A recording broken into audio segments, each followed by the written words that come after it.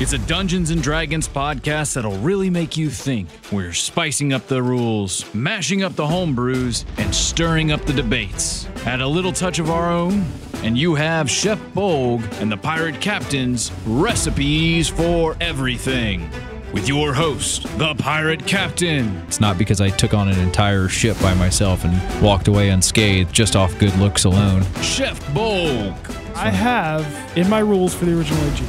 Don't be a dick. And Loc the Bard. Loc the Bard bans all bards from his campaign. That wouldn't go over very well. And without further ado, here are your hosts. Here it be us, back for another adventure with you guys. I'm so happy to be here. With always, I am the Pirate Captain, with my bestest buddies. What are you doing there, Bolgg? Oh, come on. That intro is exciting. I'm going to hate to have to redo it one day. What? Bolgg, we're going. Come on, wake up. Okay. Let's go. Gosh. This is why I always knew I should get you a loud chicken, somebody to sit next to you and make loud noises to let you know that we're here. Well, we'll get to the loud chicken here in a minute. Loc, how you doing, buddy? Oh, another day, another dollar.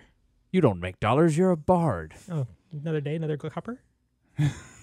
Yeah, something like that. Welcome, everybody. This is Chef Bolgg and the Pirate Captain's Recipes for Everything. I am the titular Pirate Captain. No name associated with me. Just the Pirate Captain. Well, yes, but no. Oh, it's fun. I hope you guys are enjoying our intro. Our special guest today, he was marking out to me, and I'm going to hate to change that, but I eventually need to because I got to get better sound bites from you guys instead of the ones that we have, especially with you saying your mispronouncing my own name. Mispronouncing your own name. But I thought it was a funny bit. I was trying to find something that resonated with who we were. We are Chef Bolgg and the Pirate Captain's. This is my crew. We are the Recipes for Everything. Make sure you guys are finding us on the Facebook page. It's Chef Bolgg and the Pirate Captain's Recipes for Everything. You search it right there on Facebook. You'll find us. You can interact with us there. We'll interact with you. We love to. You can also email us, bolgandpc@gmail.com. And if you're looking for some of our, we're starting to get a little bit of merch out there. Really, right now, all we have is stickers, and they're free to the public. It's paid for by us. We put our hard-earned coppers into it. So if you guys stop by Phoenix Emporium in Clearwater, or if you email me at bolgandpc@gmail.com, I will get you a sticker. It's fun.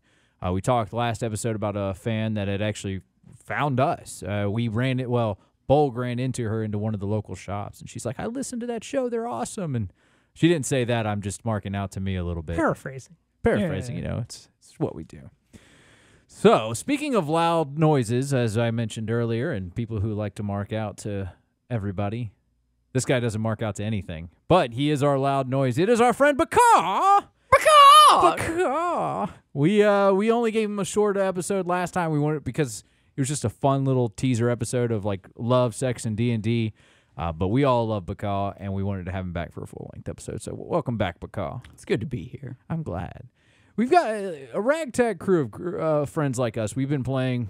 We've all known each other for quite some time. We've played a lot of games together, and I think your experience, you're probably one of the best voice guys that actually, when it comes to I keep on wanting to say voiceover, but it's not voiceover. When voicing your character, you're probably one of the best in the group. How do you come up with some of these ideas? A lot of them, it's done kind of last minute, because usually when I build my character for the campaign, somebody does it for you. Well, at times, but it's built for utility first almost every time. I see what everyone's picking for the campaign. I'm like, oh, we don't have a control caster. We don't have a tank. So I start building off of that. And then I just try and find some fun, quirk to go with based on, looking at the lore of the race, which is almost always the same, but occasionally I'll branch out from it. It's crazy, though, because some of the more memorable moments come from you, a friend of ours that has yet to come on the show to get his name, but we know him as the Boulder. And granted, he got his kind of from the Boulder from Avatar: The Last Airbender, but it's wild. And we all do it. That's how we open up and end the show, and that's how the promos are done. We always use because it's a role-playing game. We're here to embrace the roles of our characters, and I think that's something that helps bring them a little bit more alive. And there's none more lively than the mighty Baka. It was just one of the funnest characters to play. Yeah, so fun that he had to have rules broken about him. So That did inspire a permanent in-house rule change, yes. But it's crazy. Like, Loc, you're somebody who assigns one voice to all the dwarves. It's very, very racist of you. Yeah, I am not a talented voice actor. I have wouldn't say no. that. I'm tone deaf, actually. I have no. If you've ever heard me try to sing or anything, I am terrible. So the one and only Macho Man Randy Savage style voice I can do. Well, that was the big bad guy in one of our early campaigns. Was the Dwarven army? So they all got the "Ooh yeah, can you dig it?" And they were digging mines. So, What about you, Bolgg? For me, I like to change the accent. I've had I think a few memorable ones. Obviously, Bolgg is a nice Cockney, nice shoving, London type thing. But then I have Fopton. Yes, it's another high class, but it's very, very annoying. Very, very Tim Curry-esque. It's not Tim Curry. It's Nigel. That is Tim Curry. I know it's Tim Curry, but it's Nigel Thornberry. I don't even see Tim Curry as Nigel. I just see Nigel as himself. Nigel is his own guy. And yeah, it gives flavor to the character. I mean, I've got a character coming up for Rava's campaign that's going to have a nice southern drawl because he's a Warforged butler, and I just thought... Where have I heard that pairing combination before? Yeah, that's right. Yeah. It's crazy, though, that when we do these, like I said, it brings these characters to life, and we do the role play. When we started this podcast, we were like, we don't want to do the entire thing in the voices because it really takes a strain. So you guys watch the Critical Role guys. Only when they're doing, like, character actions do they truly embrace those VO parts, and they do a good job of it. And they're professionals. Yeah, they are. But you imagine having to do that the entire time, like an entire show just like that, because the voice actors obviously don't do everything in one take. No. It's a lot. Like just doing one episode of this, I'm dried out, I'm parched. It's hard for me. I couldn't imagine doing the entire like the pirate captain's voice is not even that hard. It's me just with like a little bit of a Scottish accent. Yeah, the Macho Man voice, I couldn't do it for a whole show. I would have no voice afterwards. Can you imagine that, like that type of the way you modulate your voice doing that? That's called vocal fry. That's metal singing. That is metal screaming. That is their entire thing, and they do that for hours each day. Yeah, that's what's the singer of Avenged Sevenfold? That's how he blew out his vocal cords. He can't do that. So many people are upset that Avenged Sevenfold doesn't do metal like that anymore, but it's because he physically can't. You hear things all the time of metal singers taking time off because they can't scream anymore. I mean, what's his name of 3 Days Grace? Had to quit because he couldn't do it anymore. He had to have surgery on his. That's and it's not even just metal singers. Miley Cyrus had the same thing. That's why she, talks like she's been smoking menthols for 50 years. Yeah.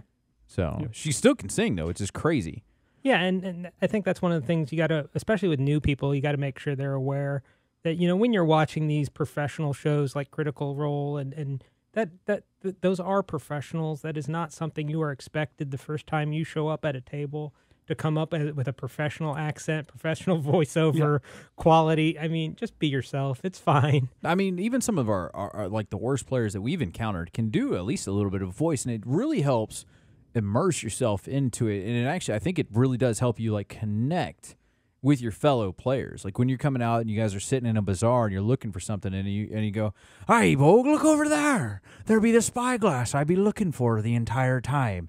And you bounce back off. Morgan! Yeah, I was waiting for it. As soon as I realized what I said, I was like, crap.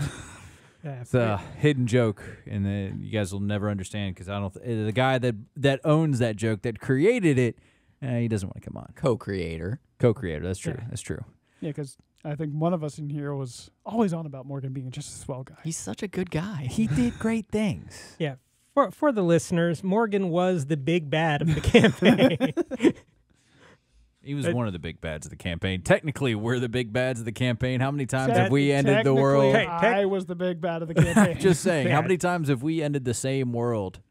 Yeah, he was the big bad. They were supposed to be stopping from ending the world, and they liked him so much they ended it themselves.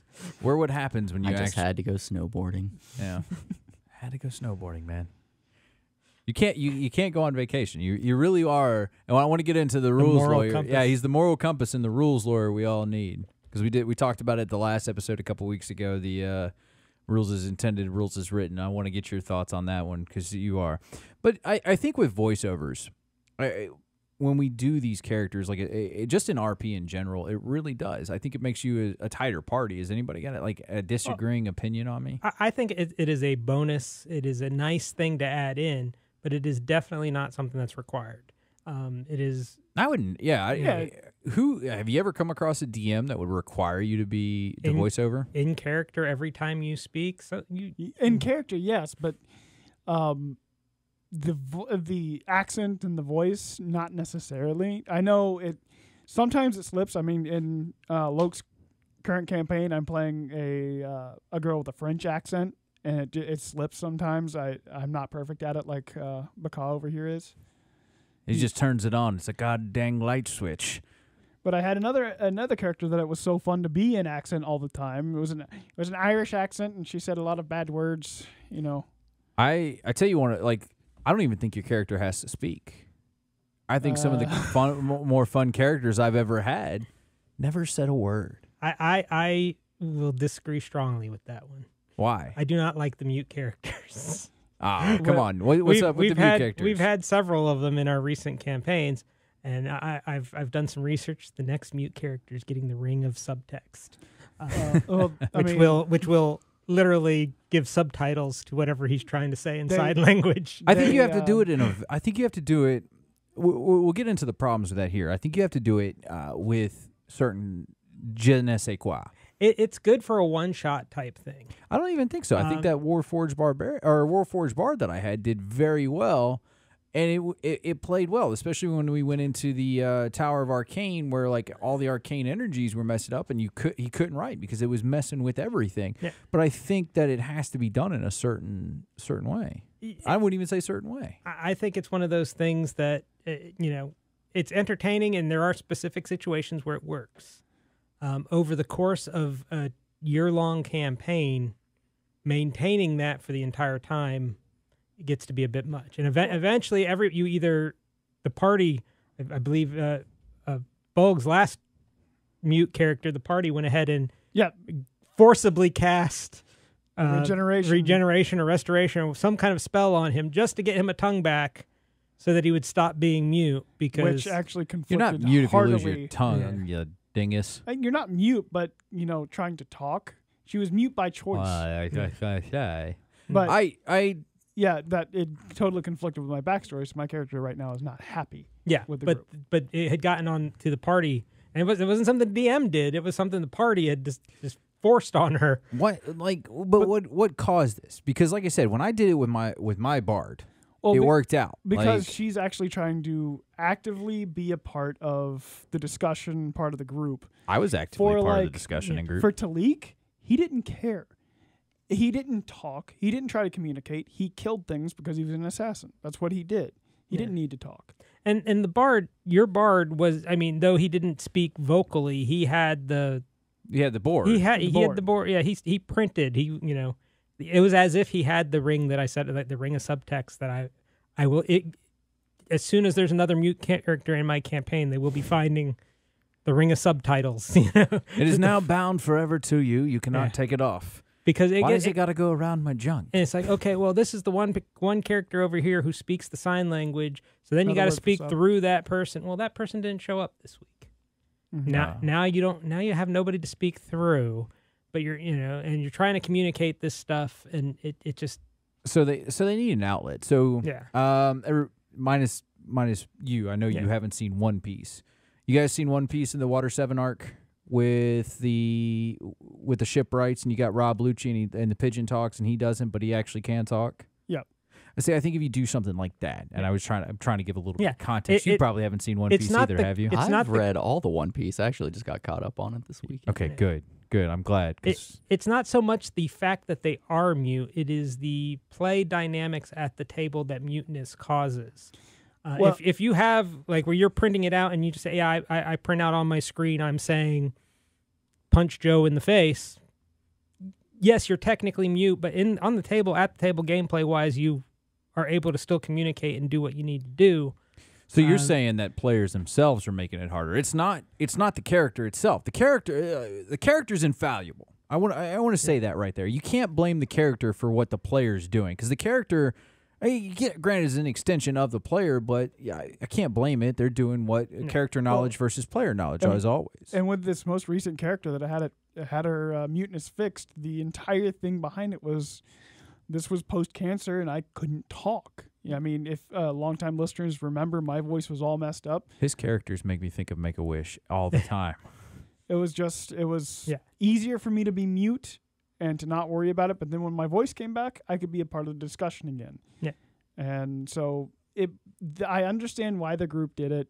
It makes life easier for everybody if I can talk. Character-wise, she's going to be upset about it for a while. Yeah, and in the, like you said, bringing in the real world aspect, yes, at the beginning, nobody's going to fault him for having a mute character when he can't talk in the real world for reasons. I'm just saying for, as far as just using that as a background, character quirk, unless you have some kind of already built-in mechanic to get around it, it slows down the gameplay and it makes things more difficult. I'm going to teach a monkey to talk for me. There's always something. The mute character that just casts message on everything or something. Yeah. But that's like I said, that's something. But you can't blame the character itself. You have to blame the fallacy of the player. The player didn't foresee that. I just don't want to go blaming things that we've created that really are, even if they're inherently evil. I don't think that it's the character's fault. It's the player. It's how the player chooses to play that character. This is kind of getting philosophical, obviously. But I really don't think you can ever blame a character. You have to blame the player. Yeah, but I mean, can you play D&D wrong? Can you? Only if you're not having fun. Yeah. Only if you're, or you're just breaking the rules as written, apparently. Or if you're having fun, but nobody else is. Yeah, if you're having fun, too. nobody else is. That's about the only way you play it wrong. Yeah. So, and like I said, in this particular case, the real world reason to keep him mute wasn't still there, and the party was tired of it and forced him to get a new tongue. Now, whatever ramifications come for the party later on down the road when we get to her village that cut it out forcibly in the first place, that'll be, and that'll be an interesting in-story reason to... You're copping out on me. I'm going to cut her tongue back out, and now she's got to talk. I tried. I did immediately after, but regeneration lasts, and she thought, well, now it's permanent. Yeah. So. Silly you.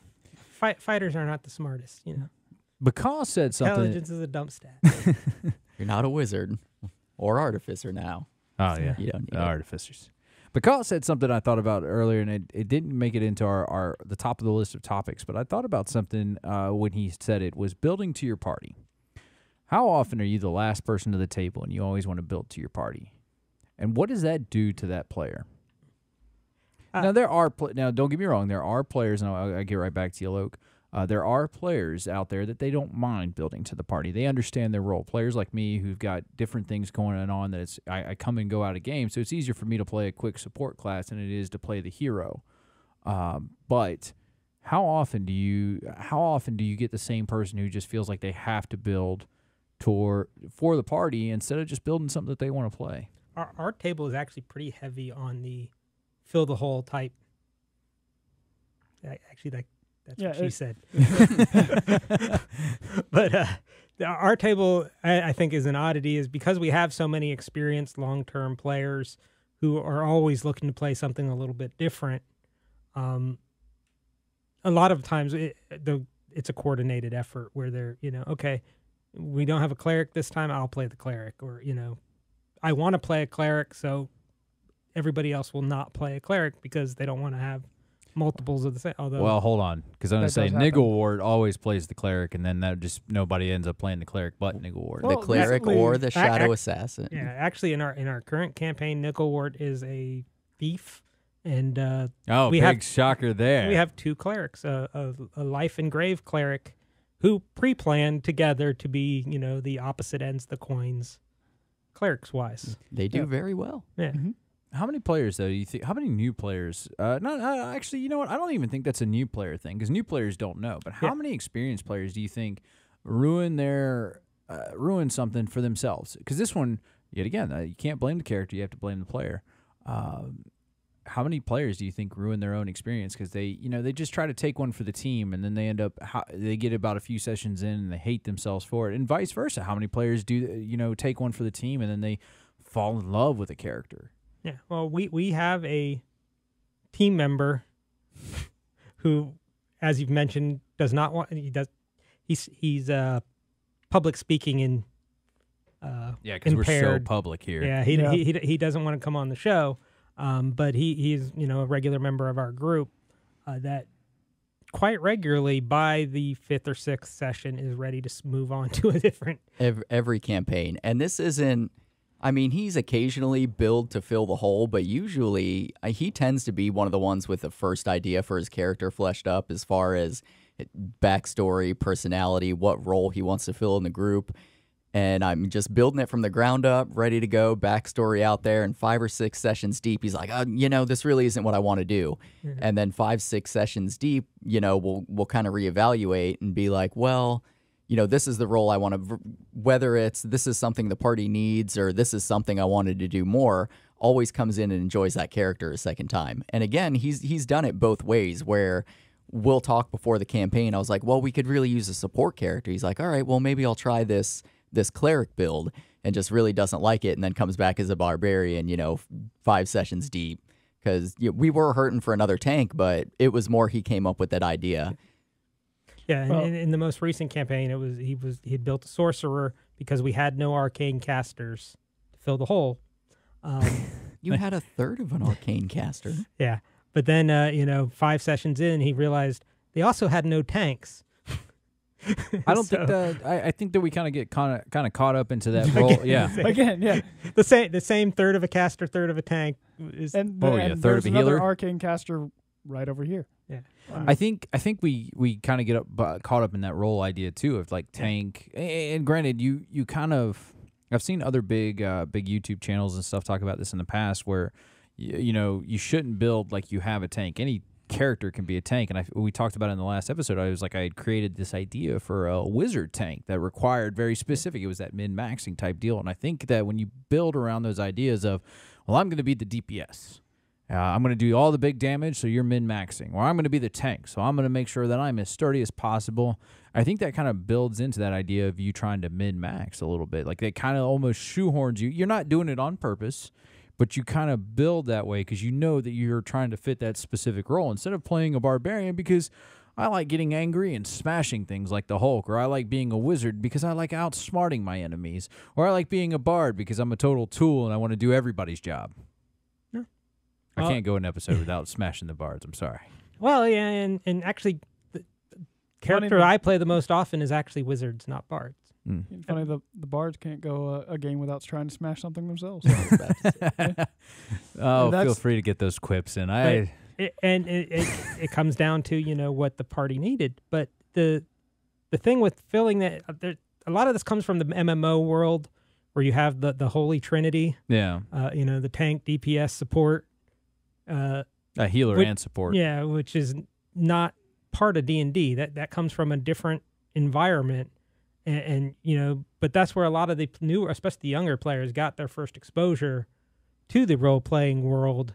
And so they feel they got to build along those roles, whereas especially 5e has flattened the peaks and valleys of the different I mean, it used to be, if you were a fighter, you had no access to magic. If you were a thief, you had no access to magic. Now it's almost every class has some access to magic. Yeah. And then there's the arcane casters versus the clerical casters versus the psionic casters. Used to be a big difference in the old editions. Like you could not heal as a wizard in old editions.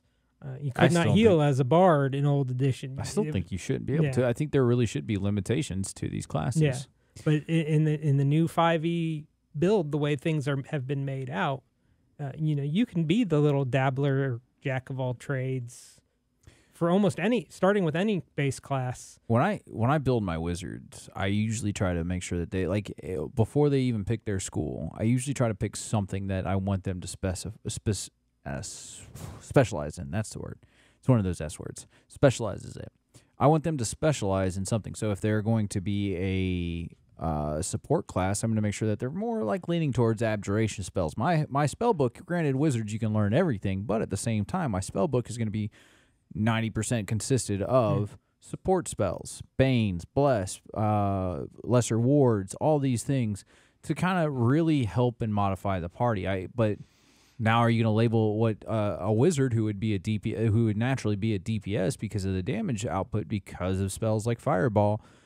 Are you really going to label them as a DPS even though you're built as a support or a healer? Right, and that's the thing, especially nowadays with party size. The traditional party size of a 4-person, I personally see that going less and less, just because it's a social game and it's hard to get a small group on a regular basis. I was reading something on Reddit where the new standard's about 6 people. Yeah. So if there's only 3 roles in the Holy Trinity, that means you got 2 of each role in the standard game of 6. Yeah. How do you feel unique if you and another person are both the tank? You need something to make you unique and fun and more. That's where roleplay comes in. Yeah, and that's where the roleplay. And so you have the barbarian tank versus the paladin tank, who things. One's doing it by soaking the damage. One's using it by avoiding the damage by using better armor. Yeah. That's the way you see it, like in World of Warcraft, and it kind of gets into that pop culture reference you were talking about, where you see that the Holy Trinity is based a lot off MMOs, mainly being World of Warcraft, your tank TPS, and that you do have the variations of what each one does. But I think that if we start labeling anything, if you label all the classes as something, if you look at an Artificer and you say, well, it has to be a DPS, well, why can't you make an Artificer tank?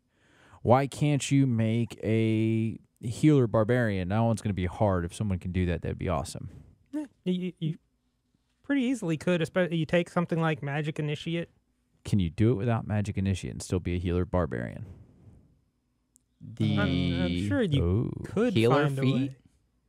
There you go. See, that's the stuff that I would rather see. And it creates something so convoluted, and I think that really draws you into playing certain characters because you get locked into thinking, well, and we'll use the World of Warcraft because it's the easiest one to say that I, as a warlock, I have to be DPS. I cannot do anything else because all I have are 3 specs that say DPS, DPS, DPS. Versus Druid.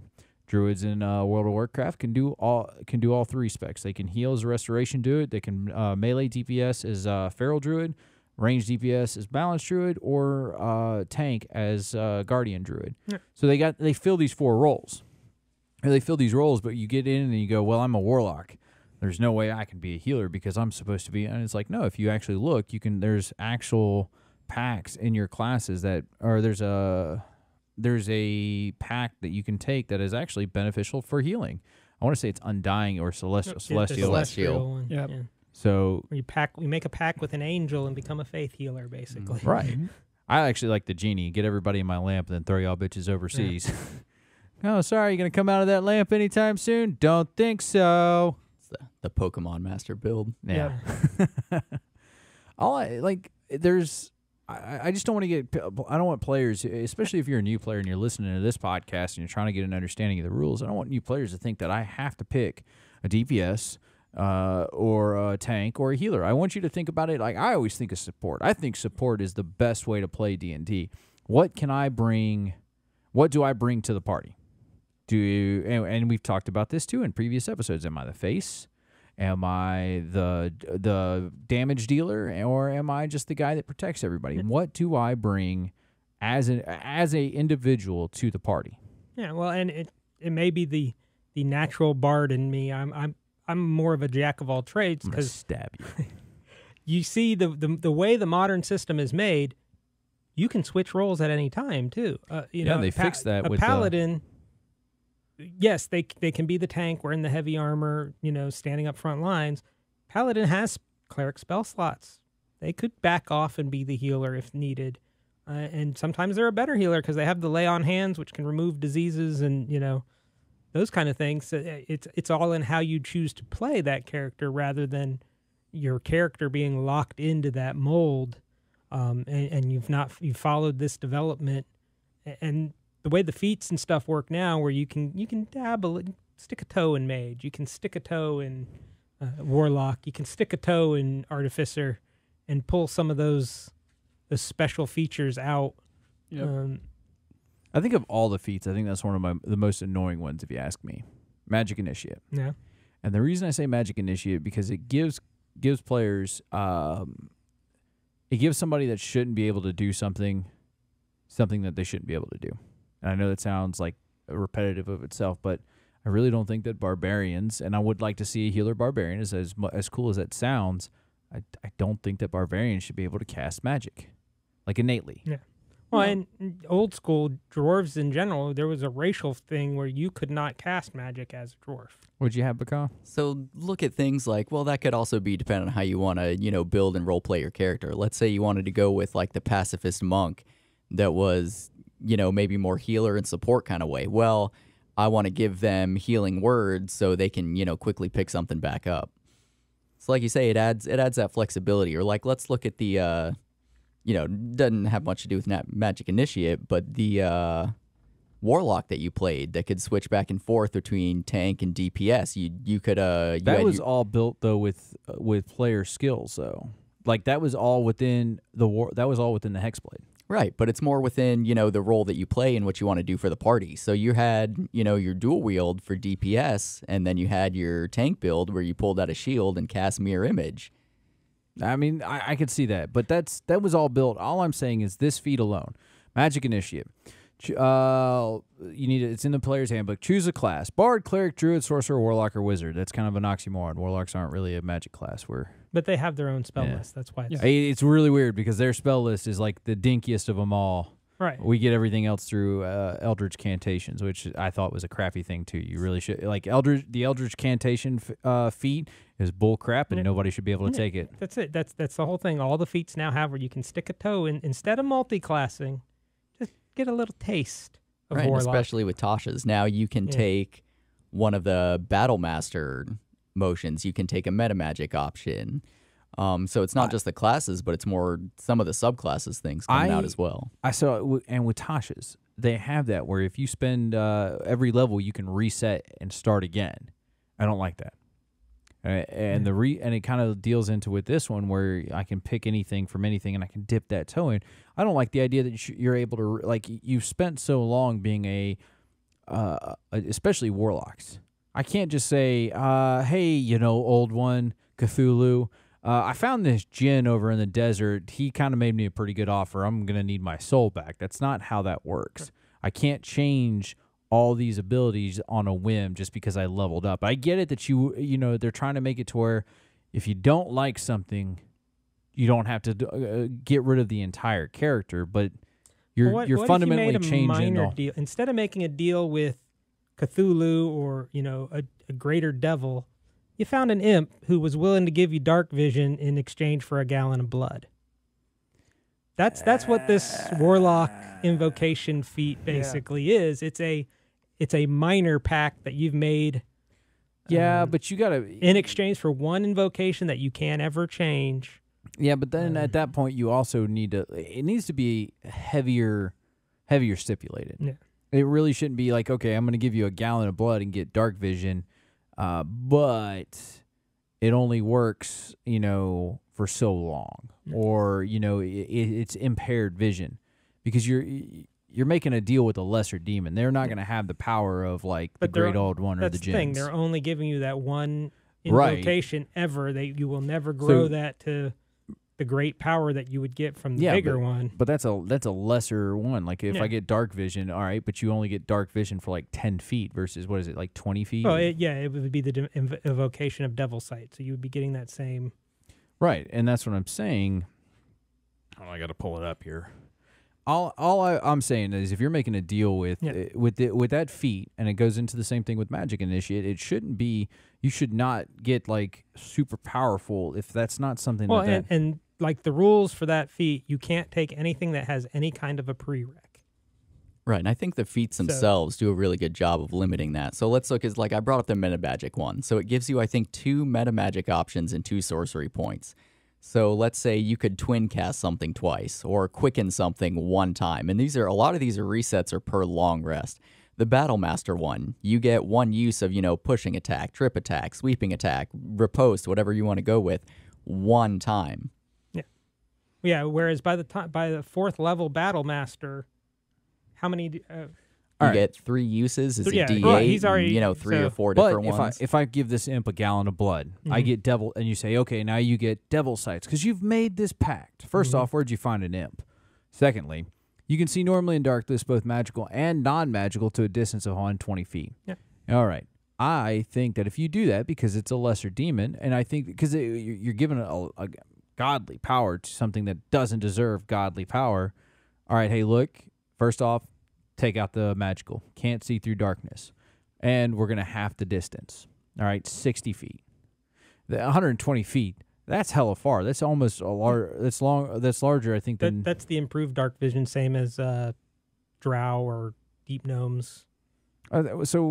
But if you're a deep gnome, then why are you making that deal with the first place? The but magical darkness is what the actual advantage would be. But as an imp, I'm making it with the lesser demon, and I'm not doing this with a full-blown, deity that I'm getting power from. Why do you get the full benefits? Well, you're not. You've only get that first. That's a first level benefit that anybody.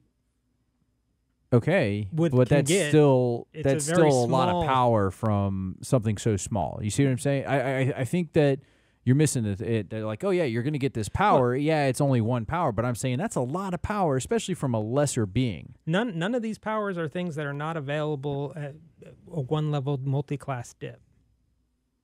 Maybe 2. Actually, Warlock, you'd have to do 2. Yeah, you have to do 2 and get your first invocation. Yeah, but still, we're not talking 7th level abilities. No, but even then, that dark vision's pretty goddamn powerful. I don't know the Eldritch, especially in Devil Sights. Devil Sights is crossbow expert or great weapon master. These sharpshooter. These feats are also hella powerful, and you're giving up your entire feat for that dark vision, which a drow basically starts with, except for the magical see-through magical. I don't darkness. like I said. If you're a human, I think you get I give you dark vision. If you're a drow or somebody like that, maybe the non-magical to a certain distance. But I think you're with feats like this, you're kind of given like I said, ungodly power for something so minor, something that makes that class unique. And it goes the same way with magic. All right, if I take Magic Initiate, something that makes a class unique. You're barding it up. Yeah, is essentially my argument. You're getting the same number of half the spells and cantrips of a 1-level dip in wizard. I don't like that. Yeah. I think that's ridiculous. I think that's a lot of power for anything. You want to get even more upset? Sure. You can do Magic Initiate 4 levels later, then do the Eldritch Invocation, and now you've got Eldritch Blast and one of the Eldritch Blast invocations. And you've taken away the Warlock's the Eldritch Blast. You can't get the Eldritch Blast invocations because you cannot have prereqs in the feat. I think some of them might only be knowing Eldritch Blast. Yeah, I think that's all it is. Yeah, it's just Eldritch Blast. Right, but the Eldritch Blast, the feats like the Agonizing Blast and all those have a prereq that you have Eldritch Blast. That's a prereq. Yeah. That means it is not applicable to the feat. You just need feat the cantrip. itself said you just need to meet the prerequisite if there is one, because I think that's the whole point. Well, not the whole point. So obviously you can add an invocation to classes that wouldn't get one, but if you wanted, let's say your stats were all in a good place and you didn't want any other feats, you can take another invocation as a warlock. Yeah, I don't have Tasha's in front of me. I'm pretty sure it says I'm pulling it up right now. Yeah, it must. Even if, then you could be a bard and pull it as one of your cantrips. So Eldritch, you can have the cantrip. I'm not saying you can't have the cantrip. I'm saying you can't use the Eldritch Adept feat to take a invocation that has a prereq requirement. Yeah, it does say only if you're a warlock and only if you meet the prerequisite. So let me read. I'm going to read it out as written. Tasha's Cauldron of Everything. Rules is written is where the book comes from. Prerequisite: you have to be a spellcasting or pact magic feature. So you can't be a barbarian and get Eldritch Blast. You have to have the spellcasting feature. I think. But doesn't Magic Initiate give you spellcasting? Yes. Yeah. Okay. So all right, there you can be a barbarian now, and you get Eldritch Blast. Bull crap. Calling that one out as I see it. Study occult lore, and you have unlocked Eldritch power within yourself. think that's crap. Just because you study the occult, you're going to get Yeah, dark vision. That's crap. You've learned a summoning circle that calls the little imp that you talk to, and you work Not out without the deal. sacrificing my brother. Yeah, well, you've sacrificed something, but it's something Thank minor. you. Thank so. you for getting that one, Baka. Oh, You can. That and an arm and a leg. I can't see you, buddy. So I'm sorry. Did you say that one too? I was that and an arm and a leg. Okay. Yeah. I'll give you an arm and a leg. You got to give something. I think with with you take Eldritch Adept, you really have to give something. You earn one Eldritch Evocation option of your choice from the Warlock class. If the evocation has a prerequisite, you can choose that evocation only if you're a Warlock and only if you meet the prerequisites. So, yeah, you can't take that one and So do it. you can never take Agonizing Blast as a barbarian. You cannot take Lancing Blast as a barbarian. Okay, Those are specifically only for warlocks. So it is protecting the stuff. Warlock. It's protecting unique. the more unique ones, Right. but I still think that's a lot of power to give for something that really doesn't require a lot. Like Armor of Shadows. You can cast Mage Armor on yourself at will without expending a spell slot or material components. You can make a barbarian even more AC tanky. Damn, I didn't think about that one. That's a pretty good combo. Like, yet again, there's that thing. Yeah. It's a pretty good combo. I think Mage Armor sucks as a spell, so it's a waste of slot. You touch a willing creature who isn't wearing armor and protective. The target's base AC becomes 13. Okay, so here's a question for you. You touch a willing creature that their armor becomes 13 plus its dexterity modifier. If your armor is already higher than a 13 unarmored. You can't calculate. You don't calculate armor class multiple ways. You only calculate it so one way. you would go down. You would lose armor almost, essentially. You would use the higher of the two. You would not add them together. No, I'm not saying you add them together, but if you do this and this equals lower than what your AC is as a normal barbarian or let's say a monk, would it not mean that you now have a lower AC due to a bad spell? No, because you could pick you can choose, like Locke said, you got one way to calculate your armor class. Okay. So, That's me if being you a cast dick and Mage going- Armor and it doesn't do anything for you, then you're okay, well, it didn't do anything for me. 90%, other than mages, 90% of the people out there, it's going to be less. So. Well, then there's also the Eldritch Sight, too, which is a little... That's what I'm saying. That's a lot of power just for something that, here's a gallon of blood. Hell no. You've got to lose your eye. You got to lose an eye. Yeah, but like Bolgg, that'd be a problem for you. You'd be blind. But Great Weapon Master gives you a plus 10 to almost every damaging attack you do. As long as you hit. Yeah. As long as you hit. It's a minus but you 5 also to have hit, to but declare it before when you're doing it, which comes as, rules is written, rules is intended. Yeah, how many but people are cheesing. You can do goes that back on to that. every attack. That's not less powerful than being able to see in the dark. But that's different if But I'm it's the a same warlock. cost. If I'm It's a a feat. warlock, and I get that, that's one thing. But if I'm a barbarian and I wake up tomorrow and I'm like, you know what? That warlock guy, he really knows what's going on. Let me go talk to his buddy. He seems to be. Hey, what's gonna get to get some of that Eldritch Sight so I can see in some non-magical stuff? Oh, hey, give me a gallon of blood. Don't you think that's a little kind of like? I think you're really held up on that. That's a rough example I came up with off the top I know, of my head. but it's a great example, though. It really does. You can come up with any kind of deal, and that's what it's saying is that you've worked some kind of minor deal where you're not selling your soul, but you've maybe you performed a service. You know, fair enough. Maybe you gave a friendly handshake to a demon one time, and Is that what we're calling it now? Friendly You handshake. promise to give the Archfey or your firstborn, and then they're like, okay, where's your firstborn? And you unzip your pants. Oh, yeah. Yeah. What was he doing in your pants there, Bolgg? Yeah, I mean, you have done something that is less than selling your soul and becoming a true warlock. Okay, but it's This being is giving you power, just small power, just a taste. Even that smaller taste of power, I think, has to be equivalent exchange, right? That's that's what we went back to. I want to see equivalent exchange. If I'm going to get Devil Sight, I am a ranger. I want Devil Sight. I want to be able to see the vast deepness. I want to be able to hit my targets in darkness, the spell darkness. But to do that, I'm going to need a Devil's Eye. So I have to give up my eye, which means now I'm one-eyed. Now there should be like a negative component to being a warlock. Or you gotta. It's the. But even the actual warlock class, all those kind of things are flavor you can add, but they are not actually part of the class. Yeah, because it's built into the class versus being built into a feat. It's not actually part of the class at all. It is in the flavor text and stuff. Things you can add in, like Xanthar's. It's got the devil marks and those kind of things that you can add to give but it is not a required thing. As far as by that argument, no ability is truly required. Yeah, but by the raw with a warlock, you could have 0 contact with your patron ever, and have 0 requirements from your patron. But you can just be a warlock who gets his power from Cthulhu, and that's it. And you treat it like a regular spellcaster. But that's a disservice to the class, and that's what I think that's what I'm kind of hung up on. Like Bakaw was saying, I just want to see. I just don't want to see something for nothing. All right. Nothing in this world is free. I'm not saying it's a good thing. I'm saying that's the way the rules are written. Yeah, that's how it rules comes, is written. That's how it comes down to how you're playing, how your DM wants you to play it. That's unfortunately the way it is, because that I will admit that's a little being able to gain Devil's Sight immediately, or Eldritch Sight where you can cast Detect Magic at will. A first level spell, you're just okay. I can detect magic. For a barbarian to be able to do that, I mean, for a barbarian who hates magic, that might make sense.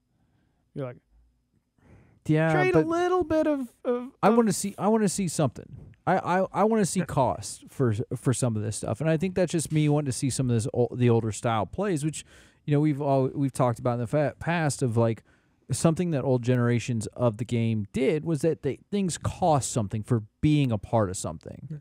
Well, and in my games, I always make you flesh out your pack when you're a warlock, and we've always worked out where you've got some kind of deal or some kind of. I've had sometimes where you got to sacrifice a pound of flesh every day, or you have to. Your warlock wants to be. You got to bless the bathroom mirror so it can see what's going on in the bathroom, or some kind of weird quirk. I always add those into my warlocks, but like I said, by raw, it is not something that's required. It's no. Going back to it, too, you keep saying something for nothing. It's not like you're just picking it up for free. Oh, well, I gained 6th level and I got my class feat. You're giving up your ASI for that. Yeah, so you had to look ASI down that list. And so your big thing is you keep bringing up darkness, right? So first of all, darkvision is not something game-breaking. There wouldn't be half of the player's handbook races that start with it if it was so game-broken. For 2... Going back to your ranger thing, there's a 2nd level spell, darkvision, you can pick up for that. But there's cantrips for it. I'm not so much. The Tasha's deal with the custom race, you can start with it. And for magical darkness, I think one time ever in all the time we played, and it was cast by a player character. That's the thing though, is like that. It's the magical darkness that I'm more like. You're right. Darkvision to me, I don't care. But I don't think that it should be given at full power. I don't think if you take Eldritch Adept, I don't think it should be at full power. And I think it's the same way with Magic Initiate. We're using the Warlock because it's a class that I'm very familiar with. I really enjoy the Warlock in D&D. And it's easy to pick on that because we have the evocations. But it's the same way with Magic Initiate. I don't think that you should get full-powered spells. I think it should always be at half power. But like even the High Elf, for example, gets like the cantrip that you're getting as part of Magic Initiate. You get as a racial feat. There you go. That racial feats, though, I can understand a little bit more than just a regular feat, because then Magic you have to. Initiate's not the only one. Like the Fey Touched, you actually get a 2nd level spell with the Fey Touched. I think it's more along the lines of like how Bolgg was saying, where you kind of you want to weave it into your backstory. Think about Full Metal Alchemist, right?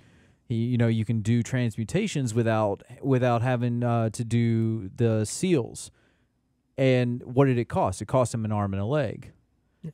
And that's what I'm saying. So now you're going to try and weave that into your backstory. Okay, maybe that'll make a little bit more sense. Those are the things you lost, but now it affects you. If I lose an arm and a leg, I may not be as nimble or as strong as I normally could have been because it takes a lot more. Well, like you said, it's a feat too, so you're giving up either your ASI or a choice of another feat. So we brought up the invocation again of your barbarian that can do detect magic, which is all well and fine. I'm sure, could be a great feature for you walking through dungeons. Hey, I detected this magical door that I might not otherwise have spotted. But let's say you're giving up something like the Dungeon Delver feat, which is, oh, well, I took a bunch of damage to this trap when I would have had advantage against the saving throw and resistance to the damage. So I think it does. I mean, it balances. So, because like I said, it's not like you're getting anything for free. There's always something. You didn't get that point, those 2 points into strength or something. I want to go to, when we're talking about the ASI with stats, how that might be weighted, though. Think about this. How we roll for stats in your game, right? Sort of, yeah. Sort of, right? You have your own standard of how we do it. How easy is it to max out stats in your game? Mine is designed specifically to make it easier to max out stats. Right. If I have higher than generic stats already, and this is just an example, because how often have we seen DMs that say no standard array? Yeah. How often? All right, so that's right, not often. So now we go back in, and it's like we talked about last episode. You got min-maxers that are cheating.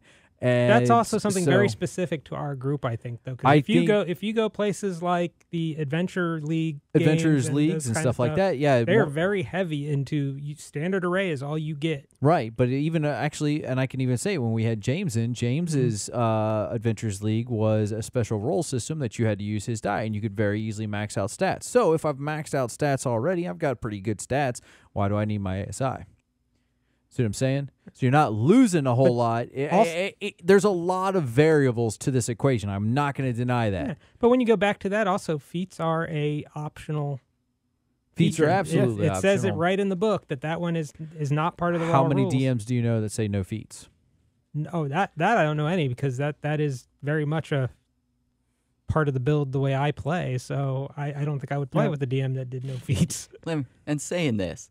So how many characters have you rolled up that from right out the gate you're like, all right, I will use 0 of my ASIs for stats because they are just that, regardless of how the array came out and how you got? Quite a few, actually. I think my Warlock didn't take an ASI. I think I was taking like minor feats the entire time because I was trying to build him to be more tanky, so I needed like medium armor expert and stuff like that. And he had pretty generally good stats that were made up by the fact that I was already some of the facts of the Hexblade Warlock. Exactly. So it was the path that you're trying to build. And fair point. I'm not going to deny that one. But like I said, I think that when you do some of these feats, especially like Magic Initiate and Eldritch Adept, it's hard for the Great Weapon Master and the Great Bow Master. Like those are hard ones to get around because those feats. What are you really giving up? Other than people who kind of like we were saying last episode, where they cheat a little bit. You know, those ones who, you know, the rules as written and as intended is you have to declare your great weapon attack when you use the attack, not calculated into the damage because there's actually a penalty. There actually a penalty -5 to hit. Yeah. So that's what I'm saying. If you have a 20 in the stat strength or dex, whatever particular one you're using, that becomes a 0. It becomes a raw dice roll plus proficiency. Mm-hmm. Yep, so +2 at the lowest level. Yeah, so at the lowest level, if you've got a 20 in the primary stat with Great Weapon and Strength, Great Weapon Master, you still get a +2 to hit on every die roll. If you use Great Weapon Master on every die roll, starting at level 1, you're doing a +10 to damage. Or if you were, say, a variant human that started with Sharpshooter and the archery fighting class with 20 dex, you're looking at +40 your attack rolls with +10 damage every hit at level 1. At level 1. That ignores cover. That ignores cover. That ignores cover. So that's what I'm saying. There's feats like this that that are very they're left unchecked is what I'm trying to argue. What I'm saying is that those feats balance the ones like the Eldritch Adept. Yeah. Eldritch Adept. I tried to mix Adept and Invocation into the same word. Evo Adepts. Yeah. Adeptocation. But and it balances with the Magic Initiate type feats because they are equally powerful. Now, there are some bad feats out there. There are some that just don't mathematically work. And then there are some that, for the way we play, are specifically bad for our campaigns, but are very important. Like I was watching a YouTube video on like the top 10 best feats, and like the Warcaster is almost always on one of those. We almost never have anybody take that. I love the Warcaster feat. Yeah, but we almost never have anybody take that in our group because, we don't, pay that close was one of the- attention to Well, the rules of Hexblade Warlock open took the hands Warcaster and feat. You'd need Well, it. like You were dual wielding. the sword bard doesn't need it. Yeah. Because I can use We my don't talk s- about my sword bards as a focus. You Yeah. still need the hand to you make still the need to have the somatic. open hand to do somatics. And You that, can't that's dual what wield. that's one of the big things about the Warcaster feat. Well, yeah, you gotta have. It's more if you have a shield than sword. That was Sword, actually yeah. where I couldn't take medium armor expert until 8th level because I had to take Warcaster at no, actually I was human, so I took that one first, and then I was able to get medium. So I like giving. I'd rather take +1s down the board, or +1s. I'd rather not take +1s down the board and only take the minor stats to take the feat that humans get. I like that Every time. every time. Well, But the and thing then, is, and then you get feats like the Fey touched feat, which is technically only a half feat because it gives you a +1 to one stat, but then it also gives you a spell that one. of your choice and a Misty Step. That one once should a be day. class locked. You want to. That one should be class locked. Yeah. You wanna- And the reason I'll get to you here in a second, Bolgg, I just want to say that one should be class locked. You should not be able to be a non-caster class to get Fey touched. You can't be a non-caster, and you can't be a warlock that is not Path of the Fey. And the reason I say that is because it goes very much against when you think of Feys. I think of more good-natured spirits versus what usually a warlock spirits are. Not saying that all warlock spirits are bad. Have you had a one night stand with a human-sized fairy? And Why she, did it have to be she left you, human-sized? and she left you a Why little couldn't it be giant-sized? Fey touched STD that gives you some extra. That's not a Misty Step. That's a Misty Drip. If we're talking about traditional Fae, they're more chaotic neutral tricksters than anything else. And that's still the same thing, though. But Yeah. they're not. They're very different than what you would expect warlocks to be. well, yeah. No. Warlocks are traditionally shown as having sold their soul for power. Yeah, So- but the Fey touch could be anybody who's had prolonged contact with a Fey being. Which elves are Fae beings. Yeah. So going back, you said, so let me ask you this, if this would make you happier. What if you had more feats that were traditionally class locked by Raw? So, you're talking about, so obviously you have, Magic Initiate, all you need any kind of spell casting. So, what if you I think limited that it? one, Magic Initiate should require, if the school that you take that spell from, you have to have certain stats. You have to have the stat, like a certain stat modifier for that. Kind of like if you're So you're 13. multi-classing. So if you're going to take a warlock spell, you need to have so high of charisma. But is, now is you're- that fair? You're Right. casting off of that stat even if you take it. So if you have a -1 to your intelligence and you take Magic Initiate and you take a wizard spell, you are to hit -1 because of your intelligence modifier. Yeah, but how many? There's not at that point. You don't even take you'll take an AOE spell versus having to take a spell that it requires to hit. the save then is reduced based on your intelligence modifier. That's true. All right, yeah, but still, I don't even but think now that's that's where you take things like mage armor where it doesn't have a modifier. yeah. So that's what I'm saying though. Is if you do you have to have so much. You have to be proficient at whatever it is you're trying to do, because otherwise you're playing. Essentially, you're playing a wild magic sorcerer. At any moment, I just learned. I watched this dude do it, and now I can. And now there's water sprouting out of me. Well, you accidentally mess up, and now you have a whole geyser coming out of your thumb or something stupid. Like that's the idea behind it. You should be proficient a little bit in what you're trying to do. Is that too much to ask?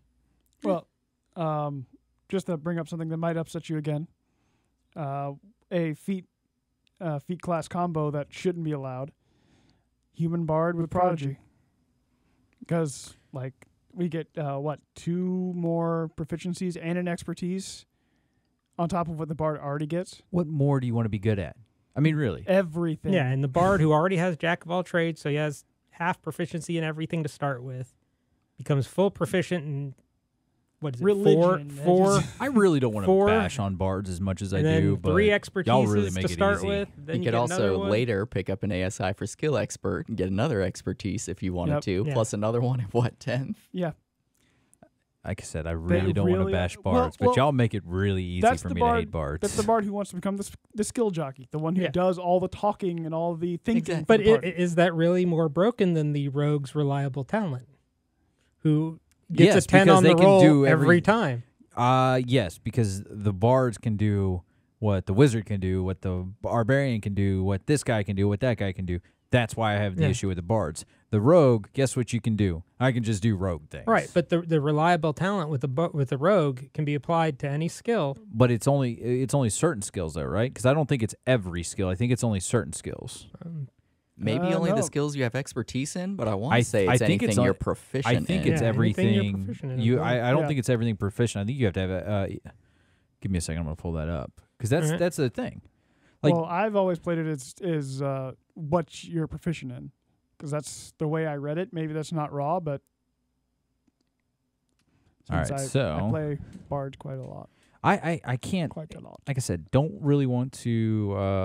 I mean, bash on bards. There are parts of being a bard that are a little annoying. I shouldn't be a full spellcaster. Sorry, shouldn't. Reliable talent. By 11th level, you have refined your chosen skills until they approach perfection. Whenever you make an ability check, that lets you add your proficiency bonus, so you have to be proficient. Yeah. All right. What are like how many proficiencies do rogues get at the start? Well, they also have the same options of taking if they're human, the prodigy, and the skill expert too. But yeah, but then I guess it goes to stupid ASI. I think there's things to be said about that. I really don't want to limit. I guess I do though, because I said that earlier. I do want to limit. They start with 4 chosen skills. They Plus get an their- expertise at first level, just like the plus the their racial, plus their background. racial, plus their backgrounds. I don't want to. There's certain ones I don't want to limit. Like I just don't think a barbarian should be able to take magic initiate without prerequisites. Maybe that's what I really want to say, because I don't want to limit the class itself from being able to do something, but I want to make sure that it's not just given freely. Well, maybe then it's by subclass, because a berserker barbarian shouldn't be able to take magic initiate, but a wild magic barbarian. Oh, maybe You should have to, but like I said, I think you should have to have a stat that correlates with that. That you do. If I'm going to cast a wizard spell, then I'm going to need an intel. Like, you have to deem what that spell is. I can't go, oh well, I'm going to cast it as a cleric or as a wizard this time, but next time, because my charisma's kind of gone up a little bit, I'm going to cast it as a warlock. No, you got to pick. All right, hey, it's a wizard spell. I'm going to do wizard things. I have to therefore be able. And that's the way magic initiate. When you pick it, you pick which type it is, and that one spell is treated as that type. Right. So you do that, but you also need to have the ability to cast that at a decent level. You're not just going to, like I said, what kind of barbarian with a low intelligence score is going out there learning to cast Burning Hands? Burning Hands, thank you. Well, maybe if that you're a particular tiefling, you already know. barbarian was Rain Man when it came to that particular spell, and Yeah. and he You can get show that me a one Rain that Man one and only. barbarian. But Show me a Rain Man barbarian. Everything else I he's mean, not if I cut a that guy good open, at, it'll but rain. that one thing, that one fire spell, he's got it down.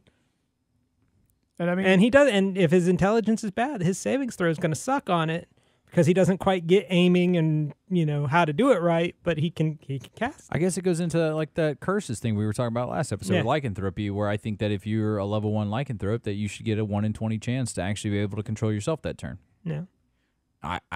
I just don't see that a barbarian with a 8 intelligence being able to do that. And I think that you're insane for thinking that a barbarian, let's just say he's got an 8 intelligence, is going to be able to do Burning Hands. he found a picture book version of how to do Burning Hands. or he had tried for many years. It's a pop-up. I can read this. Hooray! That's like the plant book that John had. I mean, That's a plant. Oh, I think that's you ridiculous. you can teach some rocks to do just about anything. I can't teach a rock. I can't teach a rock how to cast. Burning Hands though. Yeah. Have you seen the American school system? You can squeeze water out of rocks. The hell I can. I got ASVAB waivers to pass their Air Force test. I Ooh, mean, ooh, buddy. you can teach anybody just about anything with enough repetition.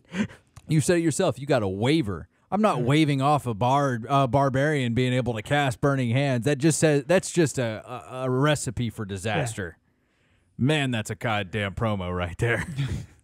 Yeah, you get that rock and who dumb as dirt. You get enough repetition in them to get that one. And it's only one first level spell. That's all it is, just one. And they've got to be at least unless they're human, 4th level in order to do it. Yeah. Mm-hmm. But they don't get any stronger that level. I mean, strengths.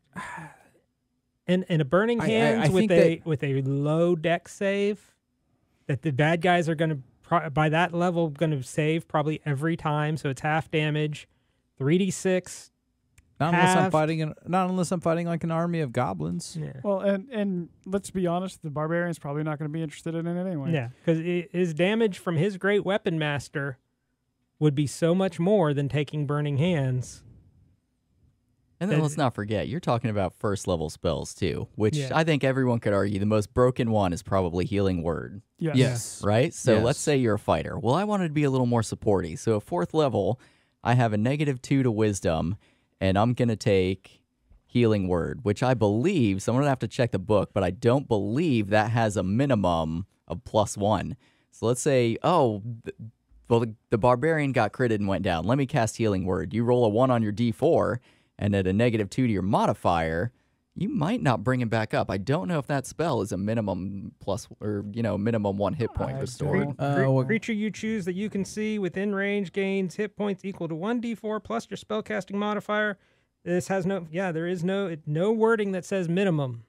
Yeah, but So can if you you're go into taking negatives with the healing spell? Well, though? that means That I think what would be up what to are your the DM. rules? What are the rules as written, and rules as intended on that so one? normally, if you see something that can be dropped to 0, it will say minimum of 1, regardless on anything, right? On spells, anything where you're messing with your modifier. This is just about the only time, this is why I looked it up real quick, I've seen something that's not minimum 1 hit point. So you will not, definitely, if you have a negative You modifier, accidentally insult him into death. He put salt on the wounds. I want to see some. You know what?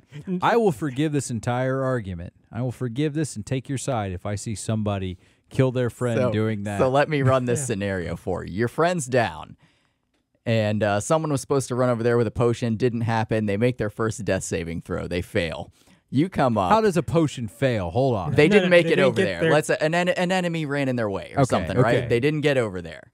So your fighter at 4th level that picked up Healing Word to help his buddies with 6 intelligence says, no problem. I'm going to cast Healing Word. He rolls a 1 on his D4. His -2 modifier might mean, if your DM could rule that as 1 point of damage, and that's 2 fails on your saving throw, you just killed your barbarian by trying to cast Healing Word on instead him of saying, as a "Get up, fighter with a buddy." negative to your modifier. Instead of saying, get up, Part of buddy, me you wants to said, forgive this whole argument if I can see that scenario happening in real time.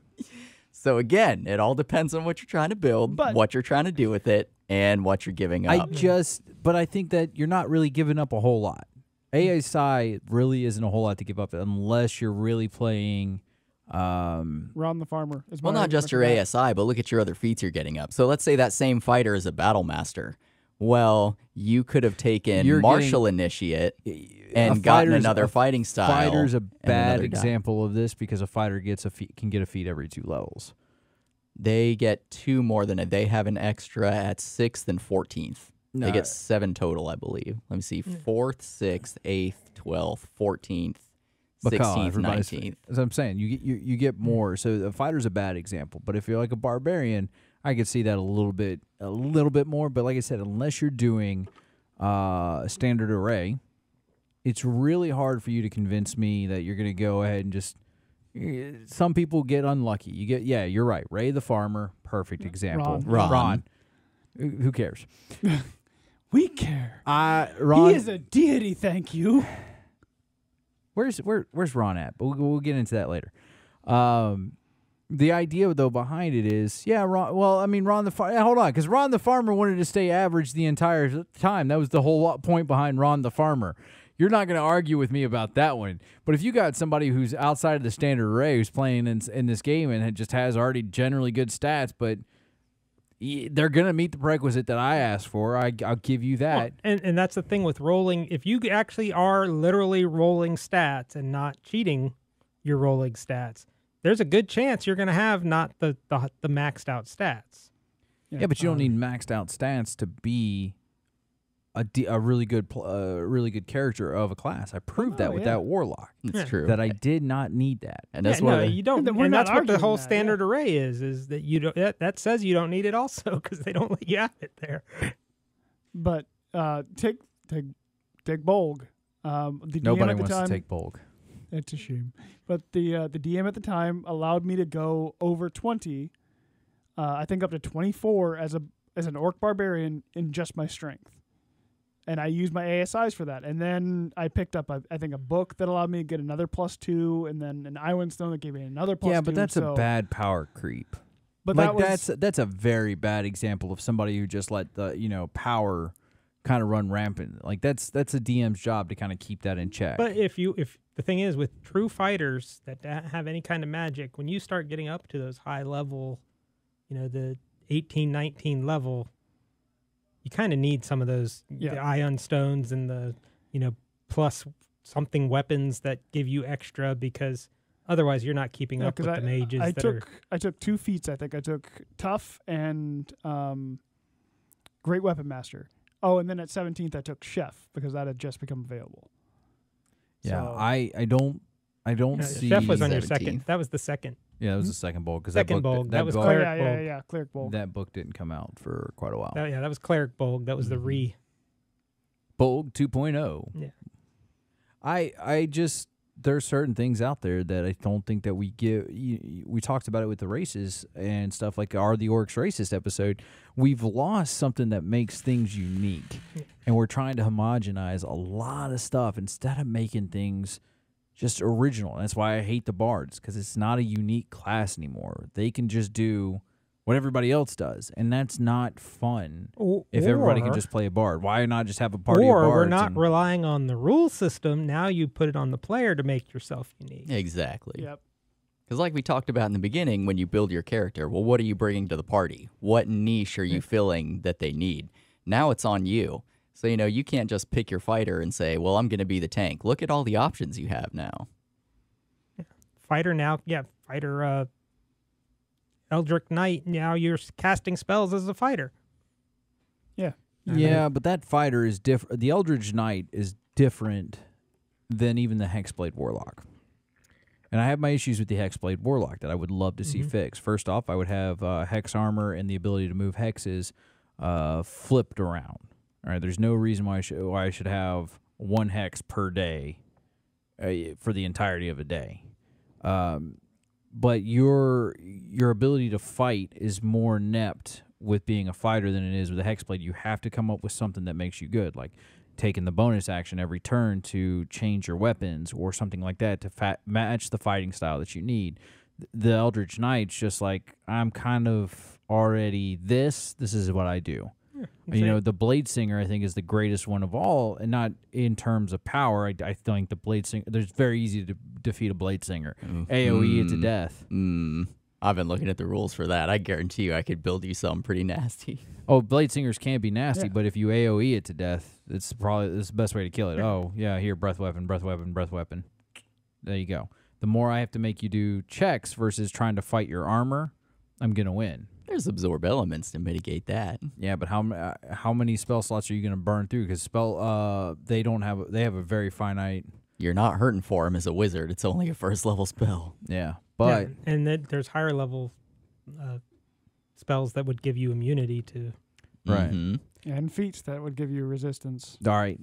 But it's still AoE is the best way to do it. There's more than just there's more than just spells that are AoE. There are AoE attacks. Every like character has its weakness. I mean, you can't build the perfectly defense character that can't be hit or hurt or damaged. Otherwise, everybody would be building that. Yeah. The difference between the two, though, like I said, there's those very niche things that make that class special. Lay on hands if you're a paladin. Dark vision, the way Eldritch Blast if you're a warlock. Ranger, you're just, I guess you can get a pet. Poor Rangers, man. They really got Rangers. What can you even do? Like those poor guys. They really need to look at that class. The newer Rangers aren't as bad as no. They're still not good. The fact though. that Did you they can't do enough? get a dragon in the latest book. That is true. So. Wow. Drake Warden's pretty cool. Yeah, Drake Warden, you get a dragon. Well, that sounds like the end of it to us. This has been a great episode. I love having you guys around. Thanks for coming, Bakar. Oh, so it's a pleasure to be here as always. Say goodbye, Bolgg. Goodbye, Bolgg. And say goodbye, Loc. See ya. Bye, guys.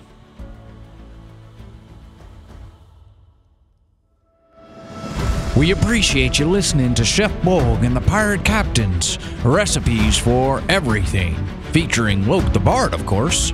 Make sure you go find us on Facebook to see what old concoctions Bolgg is cooking up in the kitchen. And if you want your emails read, then email us at bolgandpc@gmail.com. And as always, happy adventures. Yarr!